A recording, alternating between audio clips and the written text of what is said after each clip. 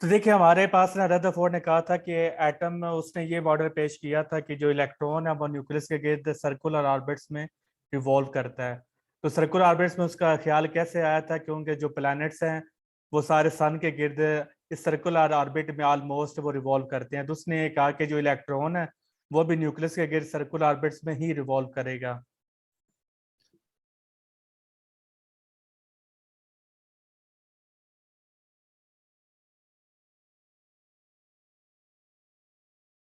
तो उसने कहा था कि सर्कुलर ऑर्बिट्स में इलेक्ट्रॉन रिवॉल्व करेगा। तो एक मैक्सवेल की एक थ्योरी थी, बहुत इंपॉर्टेंट, क्लासिकल फिजिक्स की जान है मैक्सवेल की थ्योरी। तो अकॉर्डिंग टू जो मैक्सवेल की जो थ्योरी है वो कहता था कि जो चार्ज एक्सीलरेटेड चार्ज्ड पार्टिकल होता है, मतलब एक पार्टिकल है चार्ज उस पर, या फॉर एग्जांपल इलेक्ट्रॉन है, अगर इसमें एक्सेलेरेशन प्रोड्यूस होता है, तो जब इसमें एक्सेलेरेशन प्रोड्यूस होगा तो उसको कांटेक्स को रेडिएशन एमिट करनी चाहिए। तो जरा जब ये रेडिएशन एमिट करेगा तो उसके जो एनर्जी है वो क्या हो जाएगी, वो कम होती चली जाएगी। तो पहले इसके एनर्जी ज्यादा है तो इसका जो सर्कल है वो जरा बड़ा बनेगा। जैसे इसकी एनर्जी कम होगी तो उसका सर्कल क्या हो जाएगा, छोटा हो जाएगा। इसकी एनर्जी और हमें कम हुई तो उसका सर्कल और छोटा हो जाएगा। तो एक टाइम आएगा कि जो न्यूक्लियस के अंदर ये क्या कर जाएगा, फॉल कर जाएगा। तो इस चीज को वो एक्सप्लेन नहीं कर सका था रदरफोर्ड, क्योंकि जो क्लासिकल थ्योरी थी वो ये वेल एक्सेप्टेड थ्योरी थी, एक्सपेरिमेंटल थ्योरी थी। तो ये बात मैक्सवेल की थी, ठीक थी कि जो चार्ज्ड एक्सीलरेटेड पार्टिकल होती हैं वो इलेक्ट्रॉन को, वो रेडिएशन को एमिट करती हैं। तो जहर अब वो उसकी बात ठीक है, रेडिएशन एमिट करनी चाहिए, लेकिन अगर वो रेडिएशन एमिट करता है तो फिर वो न्यूक्लियस के अंदर फॉल कर जाएगा। जब न्यूक्लियस के अंदर फॉल कर जाएगा तो एटम का जो वजूद है वो खत्म हो जाएगा। लेकिन हम देखते हैं कि सारी यूनिवर्स एटम से मिलकर बनी है, और पूरी यूनिवर्स की आइडेंटिटी, हर चीज अपनी जगह पर कायम और दायम है। It means atom stable, atom मौजूद है, एटम खत्म नहीं हुआ। तो इस सवाल का जवाब वो रदरफोर्ड नहीं दे सका। उसने ये एक्सप्लेन नहीं कर सका कि ये कि जो इलेक्ट्रॉन है वो एटम के सर्कुलर ऑर्बिट्स में रिवॉल्व करेगा। तो लेकिन मैक्सवेल के मुताबिक उसको रेडिएशन एमिट करनी चाहिए। तो लेकिन वो ये एक्सप्लेन नहीं कर सका कि वो रेडिएशन एमिट क्यों नहीं करता। तो इस सवाल का जवाब हमें दिया था बोर्स ने। तो बोर ने हमें ये क्वांटम थ्योरी उसने वो यूज की और क्लासिकल थ्योरी, दोनों को उसने यूज किया। तो ये एमसीक्यू भी आ सकता है कि जो बोर मॉडल है ये सेमी क्लासिकल मॉडल है। इसमें एटॉमिक, इसमें क्वांटम मैकेनिक्स और क्लासिकल मैकेनिक्स दोनों को उसने यूटिलाइज किया था। ये ना, तो उसने कहा था कि इलेक्ट्रॉन जो है वो न्यूक्लियस के गिर्द फिक्स्ड ऑर्बिट में रिवॉल्व करेगा। किन ऑर्बिट में रिवॉल्व करेगा, जिन ऑर्बिट का angular momentum n h divided by 2 pi होगा। यानी कि एक ऑर्बिट है उसका, ये एच हमारे पास प्लांक्स कांस्टेंट है और एन हमारे पास क्या है, प्रिंसिपल क्वांटम नंबर है।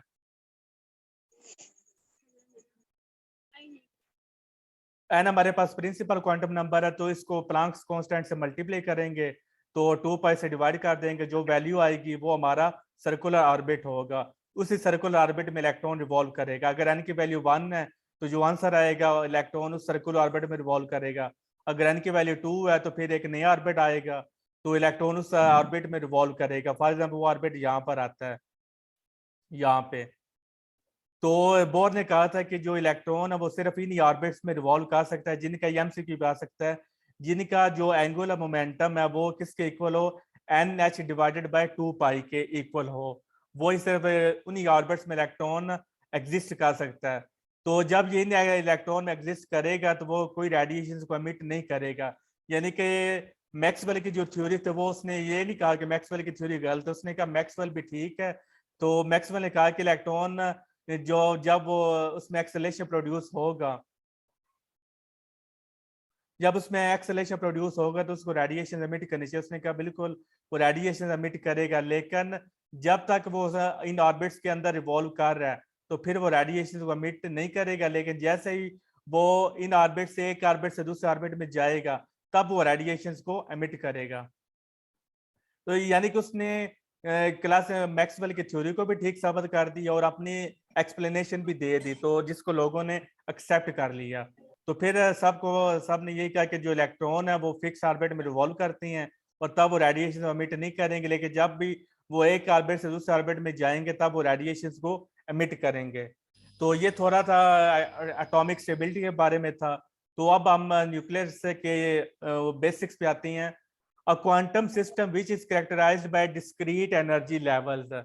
ये वर्ड आपने बहुत ज्यादा सुना है क्वांटम मैकेनिक्स में, डिस्क्रीट एनर्जी लेवल्स। तो डिस्क्रीट एनर्जी लेवल्स क्या होती हैं? दो किस्म के लेवल्स होते हैं, एक होता है कंटिन्यूअस एनर्जी लेवल्स और एक होता है डिस्क्रीट एनर्जी लेवल्स। आपका जो क्लासिकल जो थ्योरी है वो सारी ये बेस करती है कि जो एनर्जी लेवल्स है, जो एनर्जी है वो कंटिन्यूअस है। लेकिन जो क्वांटम मैकेनिक्स है वो कहती है कि एनर्जी कंटिन्यूअस नहीं है बल्कि एनर्जी डिस्क्रीट है। अब डिस्क्रीट के वर्ड को हम थोड़ा सा समझ लेते हैं। ये हमारे पास फॉर एग्जांपल एक पैकेट है, ठीक है। तो एक ये हमारे पास पैकेट है,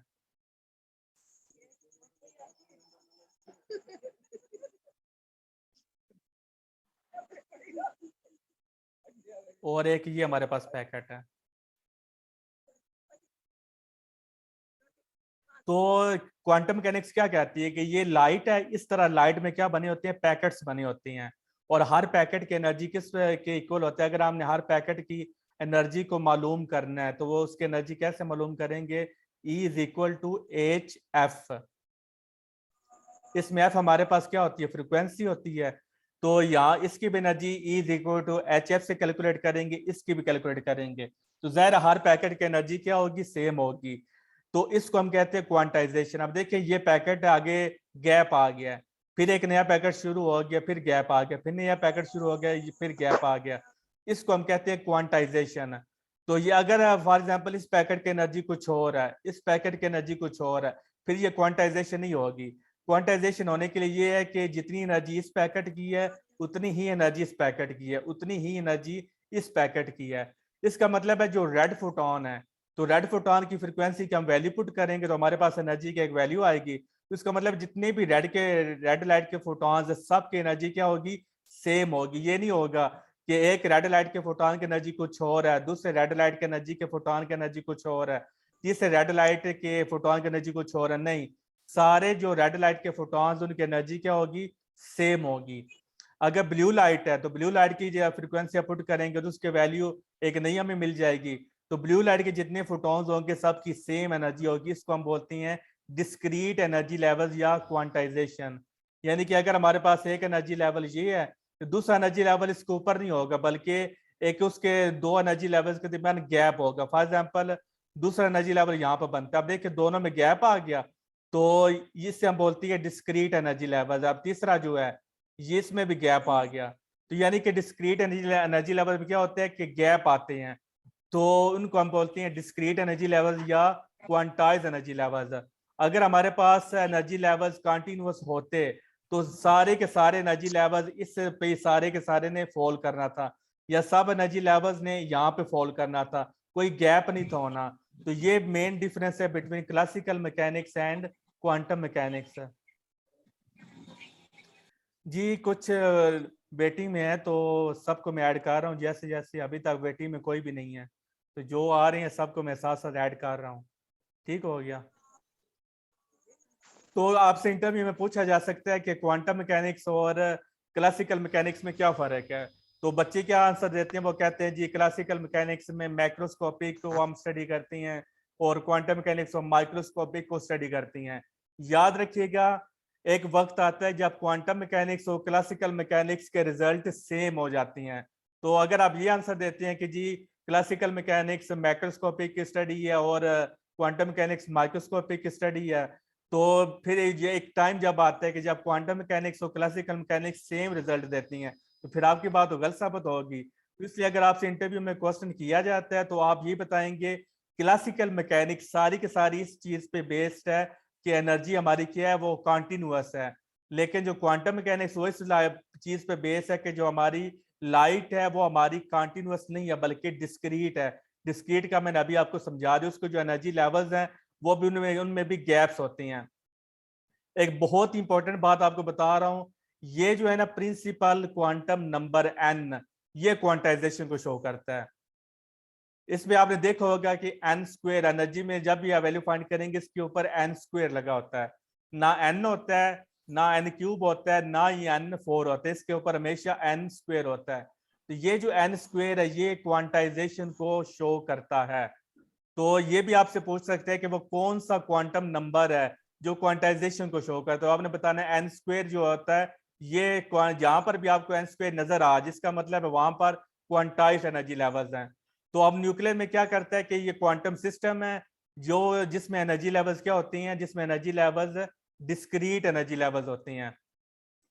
तो ये आपने टेबल याद करना है, ये एमसीक्यू में बहुत सारा पूछा जाता है, पेपर में आ चुकी हैं कि 1 AMU किसके इक्वल होता है, 931.5 mega electron volt. Mass of neutron ये होता है। और अब देखिए मैस ऑफ न्यूट्रॉन और मैस ऑफ प्रोटॉन, इन दोनों में डिफरेंस बहुत कम है। यहाँ पर मैस ऑफ न्यूट्रॉन में 1.0087 AMU है और मैस ऑफ प्रोटॉन में 1.0078 है। तो यहाँ पर जस्ट 9 का फर्क है। तो ये भी आपने इसको मतलब ये नहीं कहना कि 9 का फर्क है छोड़ें तो हम गोली मारे, नहीं, बल्कि आपने इसको वैल्यूज को एग्जैक्ट आपने याद रखना है। जिनकी स्क्रीन क्लियर नजर नहीं आ रही वहां पर नेट का इशू है। तो क्योंकि जूम पे आप जब क्लास लेते हैं तो अगर आपका नेटवर्क स्टेबल है तभी आपको वॉइस और स्क्रीन सारा नजर आता है। क्या बाकियों को भी स्क्रीन नजर नहीं आ रही? काइंडली बता दीजिएगा, फिर मैं आगे चलता हूँ। आबिद हुसैन ने मुझे बोला है कि स्क्रीन क्लियर नहीं है, तो बाकियों को भी स्क्रीन क्लियर नहीं है या सबको बाकियों को ठीक है? तो फिर आबिद हुसैन आपकी स्क्रीन आपके इंटरनेट का मसला है, बाकियों को स्क्रीन क्लियर है।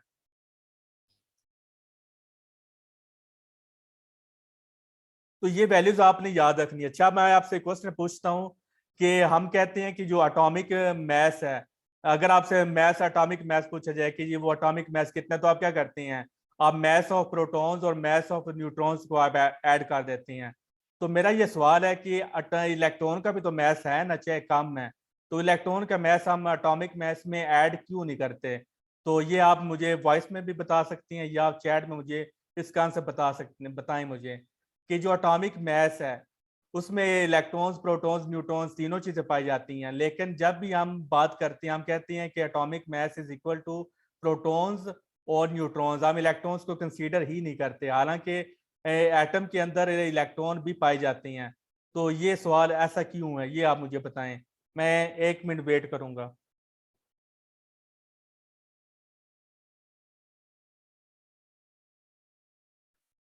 एक एक मिनट मैं इस क्वेश्चन के आंसर का वेट करूंगा कि एटॉमिक मैस में हम इलेक्ट्रॉन के मैस को प्लस क्यों ऐड क्यों नहीं करते, हालांकि एटम के मैस की बात कर रहे हैं तो एटम में इलेक्ट्रॉन, प्रोटॉन, न्यूट्रॉन तीनों से मिलकर बना है, लेकिन हम हमेशा प्रोटॉन और न्यूट्रॉन के मैस की बात करते हैं, इलेक्ट्रॉन के मैस को हम ऐड ही नहीं करते। तो ऐसा क्यों है?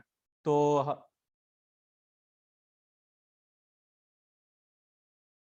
अभी अब्दुल आंसर दिया है कि इलेक्ट्रॉन का मैस बहुत कम है। तो मैस और न्यूट्रॉन्स और प्रोटॉन्स वो भी कौन से इतने हैं ज्यादा, वो भी तो ज़ाहिर है वो भी कम ही हैं। तो मैस ऑफ इलेक्ट्रॉन वो भी कम है, तो लेकिन हम नेग्लिजिबल उसको मैं उसको ऐड क्यों नहीं करते? प्रॉपर मुझे आंसर चाहिए।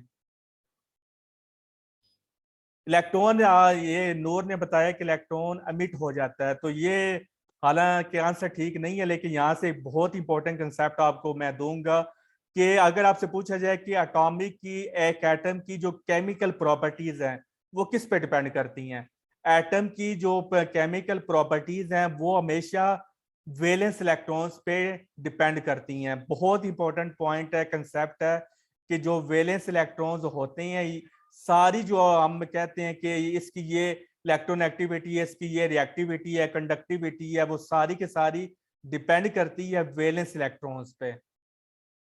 ठीक है। बाकी जो वैलेंस इलेक्ट्रॉन्स ने, बाकी जो इनर शेल इलेक्ट्रॉन्स होती हैं उनके क्वांटम नंबर क्या होती हैं? सारे के सारे उनके क्वांटम नंबर 0 होती हैं।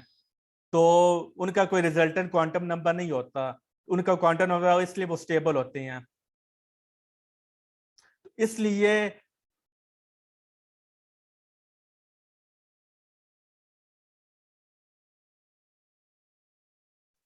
तो अगर आपसे पूछा जाए कि बाकी शेल क्या, बाकी जो इलेक्ट्रॉन्स है वो एटम्स की रिएक्टिविटी में या उसकी जो केमिकल प्रॉपर्टीज हैं क्या वो पार्टिसिपेट करती हैं? नहीं, उसमें कोई पार्टिसिपेट नहीं करती हैं। सारी जो एटम की जो कंडक्टिविटी, रेजिस्टिविटी, जो भी केमिकल प्रॉपर्टीज है वो हमेशा वैलेंस इलेक्ट्रॉन्स पे डिपेंड करती हैं, क्योंकि इनके क्वांटम नंबर जो जीरो नहीं होते सारे रिजल्टेंट क्वांटम नंबर, बाकी सबका जो क्वांटम नंबर है वो जीरो होती हैं, तो वो इसलिए वो स्टेबल होती हैं। तो लेकिन जो वैलेंस इलेक्ट्रॉन्स है ये स्टेबल नहीं होते, तो इनको एनर्जी चाहिए होती है कि वो एनर्जी को लेकर न्यूक्लियस से निकल जाएं। तो यहाँ से एक और हमारा कंसेप्ट क्लियर हो गया कि एटम की जो केमिकल प्रॉपर्टीज है वो वैलेंस इलेक्ट्रॉन्स पे डिपेंड करती हैं, वो इनर इलेक्ट्रॉन्स पे डिपेंड नहीं करती। तो अब मैं इसका आंसर देता हूं कि ये आपने बुक्स में पढ़ा कि इलेक्ट्रॉन का मैस प्रोटॉन से 1/1836 या किसी बुक्स में 1840 टाइम्स भी लिखा होता है। तो 1/1836 टाइम्स वो क्या होता है, कम होता है। तो जब इतना कम होता है, फॉर एग्जाम्पल जो इलेक्ट्रॉन का मैस हमारे पास आता है एज कंपेयर टू प्रोटॉन, वो आता है इस तरह करके 0.000, यहाँ पे आप जितनी मर्जी जीरो लगाए, क्योंकि 1/1836 एक होता है हाफ, एक होता है 4 टाइम्स।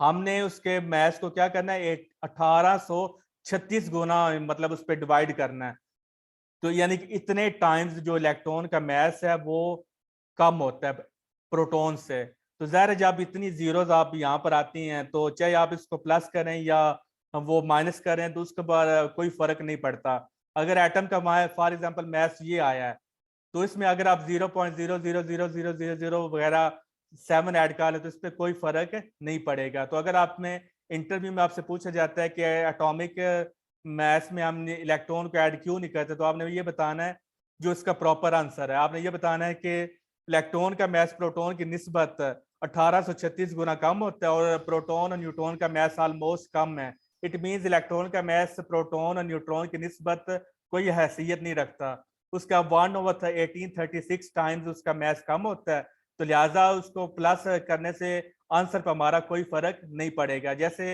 एक पहाड़ है, पहाड़ के सामने जो चुनटी है उसके कोई वैल्यू नहीं है। तो ये आबद हुसैन ने इसका सही आंसर दिया है।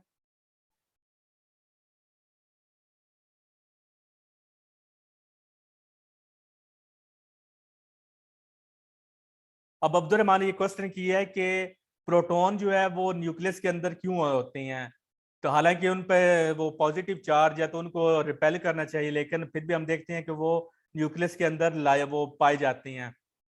तो मैं एक जगह ढूंढ लेता हूँ, फिर वहां पे इसका आंसर करता हूँ। देखिए यूनिवर्स में 4 किस्म की फोर्सेस पाई जाती हैं, ठीक है, फंडामेंटल फोर्सेस यूनिवर्स में 4 होती हैं। एक आपने पढ़ी है ग्रेविटेशनल फोर्स, आपके मजीद आपके एमसीक्यू क्लियर होने जा रही हैं। एक हमारे पास ग्रेविटेशनल फोर्स, मैं यहाँ पे लिख देता हूँ टाइप करके।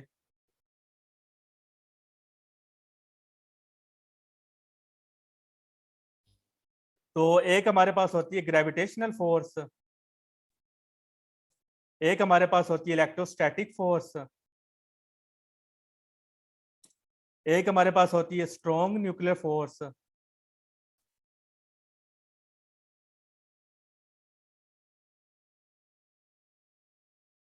और चौथी हमारे पास होती है वीक न्यूक्लियर फोर्स।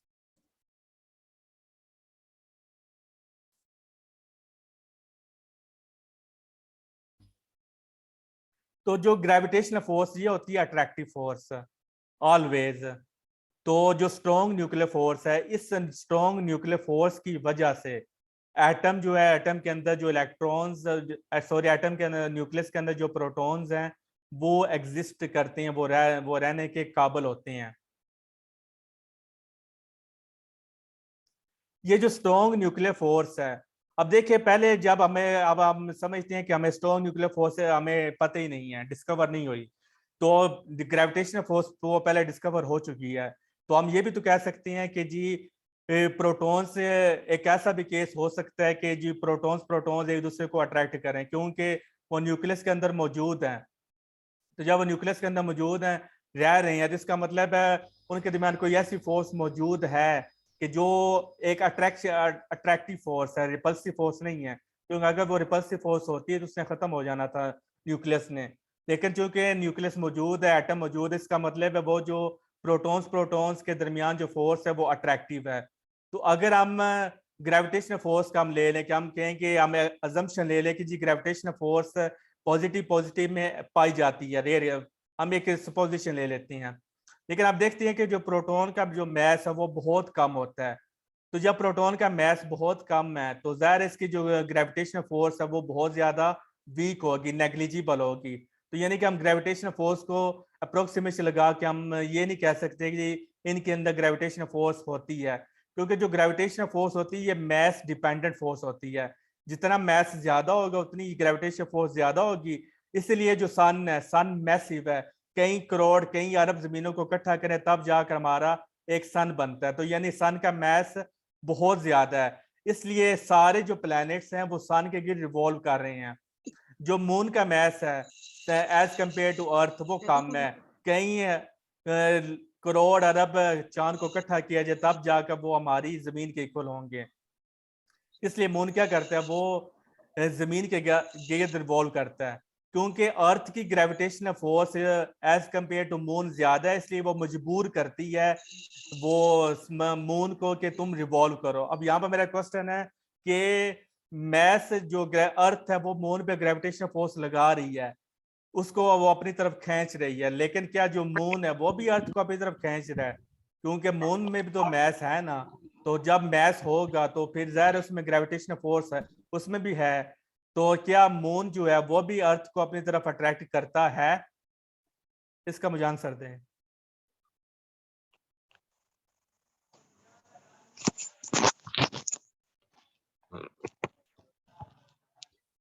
अब्दुलरहमान, मैं अभी इसका आंसर करता हूँ। मैं चाहता हूँ पूरी चीज़ों को ना पूरी डिटेल आपको बताई जाए, कि ताकि आपके एक तो एक क्वेश्चन से कहीं आपकी जो है कंसेप्ट है वो क्लियर हो जाए। तो इसलिए थोड़ा सा वेट करें, मैं अभी उस पर आंसर आता हूँ। तो 10 मिनट हमारा रह गए हैं मीटिंग में, तो चलें साहब इसका आंसर हम देते हैं। तो इसका आंसर है जो मून है वो भी अर्थ को अपनी तरफ अट्रैक्ट करता है। तो हम भी जो है हमारे पास भी मैच है, हम भी अर्थ को अट्रैक्ट करते हैं अपनी तरफ, ठीक है। और जो अर्थ है वो भी हमें अपनी तरफ अट्रैक्ट करती है, यानी जिस बॉडी के पास मैस है वो सारे के सारे एक दूसरे को अट्रैक्ट करते हैं। तो इसलिए जो प्रोटॉन्स प्रोटॉन्स उनमें भी मैस है। अब आंसर देना बंद कर दे क्योंकि टाइम कम है, तो इसलिए 9 मिनट रह गए हैं, फिर हमारा जो टॉपिक है ना वो स्मूथली वो कवर नहीं होगा। तो अब हम इस आंसर पे आते हैं। तो ठीक है, अब ग्रेविटेशनल फोर्स तो नहीं हो सकती क्योंकि मैसेज इतने कम है, अप्रोक्सीमेशन लगा भी लें तो वो फोर्स किसके इक्वल होगी? बहुत नेग्लिजिबल होगी, क्योंकि प्रोटॉन्स के मैसेज बहुत ज्यादा कम है। तो अब दूसरी बात आ जाती है स्ट्रॉन्ग न्यूक्लियर फोर्स। तो स्ट्रॉन्ग न्यूक्लियर फोर्स ये चार्ज इंडिपेंडेंट फोर्स है, ये भी एमसीक्यू आ सकता है। ये चार्ज इंडिपेंडेंट फोर्स होती है, ये चार्ज पे डिपेंड नहीं करती। ये नहीं डिपेंड करती कि एक एटम के पास चार्ज ज्यादा है तो उसके पास न्यूक्लियर फोर्स ज्यादा होगी, नहीं। एक एटम के पास चार्ज कम है या ज्यादा, ये उस पर डिपेंड नहीं करती। ये डिपेंड करती, ये चार्ज इंडिपेंडेंट होती है। तो स्ट्रॉन्ग न्यूक्लियर फोर्स की वजह से जो एटम के अंदर जो प्रोटॉन्स हैं वो आपस में रह सकते हैं, चार्ज इंडिपेंडेंट होती है। अब जो इलेक्ट्रोस्टैटिक फोर्स भी पाई जाती है, प्रोटॉन्स प्रोटॉन्स एक दूसरे को क्या करेंगे? रिपेल करेंगे। तो यूनिवर्स में इन चारों में से सबसे जो स्ट्रॉन्गेस्ट फोर्स है वो कौन सी है? वो फोर्स है हमारी nuclear force, strong nuclear force. Universe की सबसे स्ट्रॉन्गेस्ट फोर्स हमारी होती है स्ट्रॉन्ग न्यूक्लियर फोर्स। सबसे वीकेस्ट फोर्स होती है ग्रेविटेशनल फोर्स। दो एमसी को आपको बता दी हैं। सबसे weakest force in the universe वो ग्रेविटेशनल फोर्स है, सबसे स्ट्रॉन्गेस्ट फोर्स वो हमारी है स्ट्रॉन्ग न्यूक्लियर फोर्स। तो दूसरे नंबर पर आई थिंक हमारे इलेक्ट्रोस्टैटिक फोर्स आती है, तीसरे नंबर पर वीक न्यूक्लियर फोर्स आती है। और एक और यहाँ पर एक क्वेश्चन आ गया कि रेडियो एक्टिविटी फिनोमेना किस वजह से होता है? तो उसका आंसर है वीक न्यूक्लियर फोर्स की वजह से रेडियो एक्टिविटी फिनोमेना होता है। तो अब हमारे जो न्यूक्लियर का रेडियस है वो होता है 10⁻⁻14 या 15 मीटर होता है, ठीक है। तो ये हमारा न्यूक्लियस का रेडियस होता है। इसी रेडियस के अंदर क्या करना है, ये स्ट्रॉन्ग न्यूक्लियर फोर्स अल्लाह ताला ने ये बनाई हुई है, जो क्या करती हैं प्रोटॉन्स प्रोटॉन्स चाहे एक दूसरे को रिपेल भी करें, ठीक है। ये प्रोटॉन्स प्रोटॉन एक दूसरे को रिपेल कर रहे हैं। लेकिन मैंने बताया कि जो स्ट्रॉन्ग न्यूक्लियर फोर्स है वो इलेक्ट्रोस्टैटिक रिपल्शन से ज्यादा स्ट्रॉन्गर है। तो अगर ये दूसरे को रिपेल कर रही हैं, लेकिन एक और फोर्स है जो इनको अट्रैक्ट कर रही है और वो सबसे यूनिवर्स में सबसे स्ट्रॉन्ग फोर्स है, तो लिहाजा ये इसकी जो रिपल्शन है वो इतनी मैटर नहीं करेगी जितनी इसकी अट्रैक्शन मैटर करेगी। यानी कि आप कह सकती हैं स्ट्रॉन्ग न्यूक्लियर फोर्स की अट्रैक्शन के सामने जो इलेक्ट्रोस्टैटिक जो रिपल्शन है वो नेग्लिजिबल हो जाएगी। ये इतनी स्ट्रॉन्ग फोर्स है, पूरी यूनिवर्स में सबसे स्ट्रॉन्ग फोर्स होती है। तो अब ये भी सवाल है कि जो स्ट्रॉन्ग न्यूक्लियर फोर्स इलेक्ट्रॉन और प्रोटॉन के दरमियान क्यों नहीं होती, ये सिर्फ उस न्यूक्लियस के अंदर ही क्यों होती है।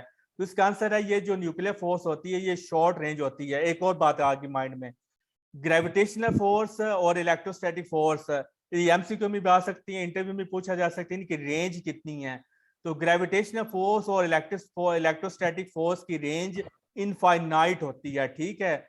तो लेकिन जो स्ट्रॉन्ग न्यूक्लियर फोर्स और वीक न्यूक्लियर फोर्स इनकी रेंज वेरी वेरी शॉर्ट होती है। न्यूक्लियर फोर्स की रेंज होती है 10⁻⁻14 मीटर, इससे ज्यादा वो रेंज नहीं होती। अब जो इलेक्ट्रॉन है वो न्यूक्लियस के अंदर वो नहीं पाया जाता, वो न्यूक्लियस के गिर रिवॉल्व करता है। तो ज़ाहिर है वो एटॉमिक रेडियस कितना होता है, एटॉमिक रेडियस हमारा होता है 10⁻⁻10 मीटर, ये हमारे पास एटॉमिक रेडियस होता है। तो माइनस में आप जानते हैं जो क्वांटिटी छोटी है वो बड़ी होती है, जो बड़ी है वो छोटी होती है। तो माइनस में 10⁻⁻10 ये बड़ा है और 10⁻⁻14 ये छोटा है। तो यानी कि एटम का आप देखें, अगर हम इन दोनों को कंपेयर करें तो जो एटॉमिक जो रेडियस है न्यूक्लियस से के 4 टाइम्स ज्यादा है। अंदाजा लगा लें कि यानी कि 4 टाइम्स यानी कि 1 0 0 10,000 टाइम्स जो है या 1,000 टाइम्स वो जो एटम है उसका रेडियस न्यूक्लियस से ज्यादा है। अगर एटम का रेडियस न्यूक्लियस का रेडियस फॉर एग्जांपल 1 मीटर है तो एटम का रेडियस कितना होगा, 1000 मीटर या 10,000 मीटर। तो यहां से आप अंदाजा लगा लें कि एटम का रेडियस कितना बड़ा है एज कंपेयर टू न्यूक्लियस।